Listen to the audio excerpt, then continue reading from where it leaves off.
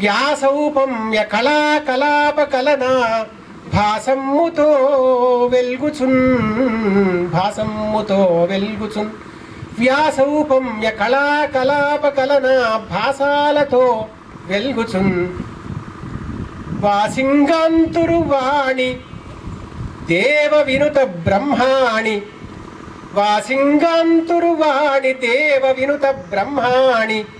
నిన్ వాగ్వధూటి సేవించిన కల్గు ధీనిధులు వాటిల్లున్ యశశ్రీలహో అహో. సమస్య వినగానే ఆయనకొక సమస్య పూర్ణ గుర్తుకొచ్చింది, వారు వినిపిస్తారు. టీవీలుండెను చూసి మెచ్చ మునివాటిన్ నాటికాలమ్మునన్. టీవీలుండెను చూసి మెచ్చ మునివాటిన్ నాటికాలమ్మునన్. అంటే ఆ కాలంలో కూడా టీవీలు ఉన్నాయి, మునుల యొక్క ఆశ్రమాలలో కూడా టీవీలు ఉన్నాయి అని సమర్థించాడు. అంటే ఆ కాలంలో టీవీలు లేవు కదా, ఇప్పుడున్నాయి అని ఇచ్చేసరికి శర్మగారు చెప్పినట్టుగా మరి ఆ టీవీని ఎలా మార్చడం జరిగిందో వివరిస్తాను. దీవాల్లభ్య రమా విలాసులు వచోదీప్తుల్ మునీంద్రాదులున్ సేవాభావము చోడ చూసెదరు వాసిన్ జ్ఞాననేత్రంబులన్. ఆ వాణి కరుణాంతరంగ సుమనో హ్లాదిన్ సులావణ్య వీటి వీలుండెను. ఆరే ఆ అన్య భాషా పదాలు వస్తే ఏ విధంగా స్పందిస్తాము అంటే, ఏ భాషా పదాలైనా ఎట్లా వచ్చినప్పటికీ దాన్ని సాహిత్యపరంగా మలచుకోవడం అనే ప్రజ్ఞా విశేషం అవధానికి ఉండాలి. ఇక్కడ నంద్యాలలో చేసిన ద్విగుణిత అష్టావధానంలో ఒక పృచ్ఛకుడు ఆరే ఆ ఖారే ఖా పీరే పీ తూరే తూ అని 4 పదాలు ఇచ్చి ఇవి భారతార్థంలో పూరించండి అన్నారు. అప్పుడు నేను ఈ విధంగా ఉపక్రమించాను. ఆరే ఆంధ్యము అంటే ఆ చీకటిలో ఉండేటువంటి నలుపు, ఆ గ్రుడ్డితనం, చీకటిలో ఉండే గ్రుడ్డితనము అనుకోవచ్చు. అలా ఆరే ఆంధ్యము అని ఒక అర్థము. ఆరే ఆంధ్యం అంటే 6 అని కూడా అర్థం. ఆరే ఆంధ్యము గూర్చు శత్రువులు, మనలో ఉండేటువంటి శత్రువులు 6 ఉన్నారు. అరిషడ్ వర్గాలు, కామక్రోధాది షడ్వర్గం ఉంది. అందువల్ల ఆరే ఆంధ్యము గూర్చు శత్రువులు. ఆ 6 శత్రువులు కూడా మనిషిని దిగజారుస్తాయి, అంటే చీకటిని కల్పిస్తాయి, గుడ్డితనాన్ని కల్పిస్తాయి. అటువంటి శత్రువులు ఇప్పుడు దుర్యోధనుని పరంగా, మరి దుర్యోధనుని ఉద్దేశించి కృష్ణుడు చెబుతున్న మాటగా ఈ పూరణం తీసుకున్నాను. ఆరే ఆంధ్యము గూర్చు శత్రువులతో అన్యాయివైనావు. ఓ దుర్యోధన, నీవు పూర్తిగా అన్యాయం అయిపోయినావు. ఆరే ఆంధ్యము గూర్చు శత్రువులతో అన్యాయివైనావు. దుఃఖారేఖన్బడి కుందు పాండవులకు. దుఃఖారేఖన్బడి ఖారేఖ అంటే దుఃఖంలో పడి పూర్తిగా విచారిస్తున్నారు వాళ్ళు. దుఃఖారేఖన్బడి కుందు పాండవులకు కాసంత రాజ్యము నొప్పీరే ఒప్పు ఈరే అని. దుఃఖారేఖన్బడి కుందు పాండవులకు కాసంత రాజ్యము నొప్పీరే పీడితులైన వారినకట ప్రేమించలేకున్నచో. తూరే తూయని తిట్టిపోచెదరు నిన్ దుర్యోధన నీ ప్రజల్. తూరే తూయని తిట్టిపోచెదరు నిన్ దుర్యోధన నీ ప్రజల్. బాంబులు భారతావనికి బంగారు పంటల గూర్చు మిత్రమా. బాంబులు అనేవి విధ్వంసాన్ని,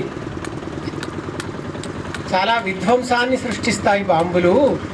అలాంటి బాంబులు బంగారు పంటలను ఇస్తాయి అని ఈ సమస్యలో అర్థం.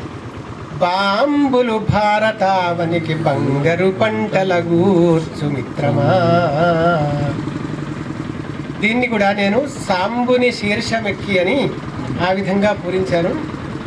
ఎలా అంటే సాంబుని శీర్షమెక్కి సరసంబుగ వన్నెలగుల్కు గంగా, సాంబుని శీర్షమెక్కి సరసంబుగ వన్నెలగుల్కు గంగా, దివ్యంబుగ భారతీయ గళభాసురహారముగా విలాసవంతం వై పారుచుండే, దివ్యంబుగ భారతీయ గళభాసురహారముగా విలాసవంతం వై పారుచుండే సతతంబుగా, శ్రీ సురవాహిని కదంబాంబులు భారతావనికి బంగరు పంటలగూర్చు మిత్రమా మిత్రమా. శివాద్వైత సిద్ధాంత బుద్ధ్యాచరంతం, శివాద్వైత సిద్ధాంత బుద్ధ్యాచరంతం మహర్షైక విజ్ఞాన మార్గే ప్రయాంతం, సదాశైవ పీఠే వసంతం మహాంతం శివానంద వీడే సదానంద సిద్ధ్యై అని చెప్పడం జరిగింది. ఆయన శైవపీఠాధిపతిగా ఉన్నారు. ఎప్పుడు కూడా ఆర్ష విజ్ఞాన మార్గంలో నడిచేవాడు. ఆయన చూస్తేనే అందరికీ ఆనందం కలుగుతుంది అనే భావనతో చెప్పడం జరిగింది. వర్ణనాంశం యద్వేదాంత విచింతితం పరమతత్వార్థ ప్రకాశాత్మకం సత్యం శాశ్వత పుణ్యదాయకమిదం సర్వత్ర సద్వ్యాపకం శ్రీ భోగేశ్వర సుప్రసిద్ధమమలం శిష్టాదిభిः సేవితం తం వందే శరభేశ్వరం పశుపతిం శ్రీసిద్ధిపుర్యాం స్థితం. సెల్లులేమి సీత చిక్కె రావణు చేత, సెల్లులేమి సీత చిక్కె రావణు చేత, సెల్లులేమి గజము లొల్లి చేసే, సెల్లులేమి గజము లొల్లి చేసే, సెల్లులేమి సభను చింతించే కురు సభన్, సెల్లులేమి చాలా చింతించే కురు సభన్ ద్రుపద పుత్రి నాడు త్రోవలేక. గంగ జన్మించింది కదా, ఆ గంగ ఇటు శివకేశవులకు ఇరువురికి కూడా ఏ విధంగా మేలు చేకూర్చింది అనే వర్ణనను వర్ణించమన్నాడు. విష్ణు పాదోద్భవి గంగ వెడలిపోగా, విష్ణు పాదోద్భవి గంగ వెడలిపోగా, రంగడాలంకృతిన మునుగంగ కలిగే, నెత్తి మీదను గంగమ్మ నెత్తుకొనిన లింగడభిషేకమున మునుగంగ గలిగే, సల్లని కొండ బిడ్డనిడ స్థాణువునైనను వెండి కొండగా నిన్నెల్లరి కంపుటల్లునిగా ఎన్నగా బంగారు కొండవైతివో, చెల్లునే నీదు కీర్తి విశేష విభూతి విలాస చండికా వల్లభ నీదు భక్తులకు భాగ్యము సంగుమ నిన్ను గొల్వగన్. తలపైన గంగదాల్చుట, తలపైన గంగదాల్చుట, తెలుపౌ విజ్ఞాన గంగ తెలుపన్ గాదా, తలపైన గంగదాల్చుట తెలుపౌ విజ్ఞాన గంగ తెలుపన్ గాదా, నలుపైన తమో గుణమును, నలుపైన తమో గుణమును తెలివిన్ కడుగంగ గంగ దేవుడు దాల్చని.